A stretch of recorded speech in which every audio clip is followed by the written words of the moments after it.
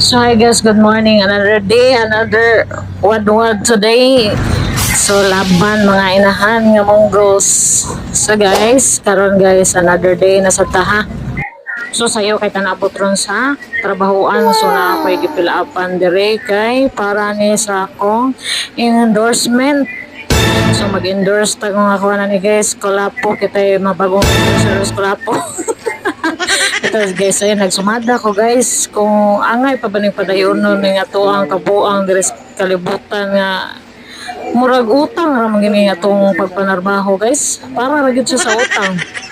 Pero guys, di lang kita magloya-loya lagi kay sao naman yung maon naman gid ni pamagid na human ani. So guys, pasalamat kay ko guys kay kini ako pagpaningkamot guys, kani ako pagpanarbaho ug akong pag-eskwela guys para gid sa kaugmaon sa akong mga anak.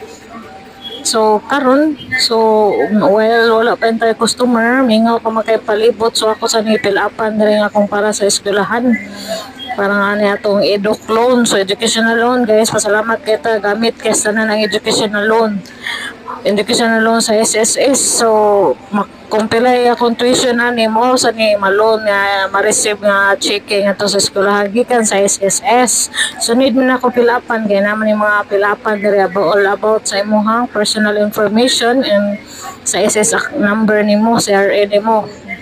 So ako nang ipilapan wala kuan. So nahuna sa kuan guys, ug nagpasalamat ko guys nga fourth year na gitawon ko.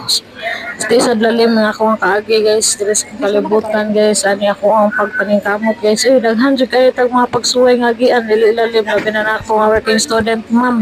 Nay duha ka anak ka nag-eskwela niya, dili pa gyud ambungan sa kinabuhi, dili pa gyud swerte nga naay kuan, dili pa gyud nga adunahan ba nga naay kaya sa kinabuhi. 3 times a day lagi atong sa atong pagpaningkamot, nakakaon na kita katulong sa usa ka adlaw guys. Ako nagpasalamat nako guys mo ang wadwad lang ikong mayo guys ug paningkamot. So sa mga customer in town diha nga may mga laptop to all in town dire PM na mo nako para in town malinan sa ko mga guys.